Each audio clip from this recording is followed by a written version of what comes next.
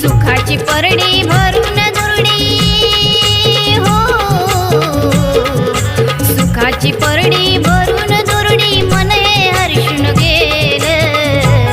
काळूबाईनं भलं केलं ग माझ्या आईने भलं केलं. काळूबाईने भलं केलं ग माझ्या आईने भलं केलं.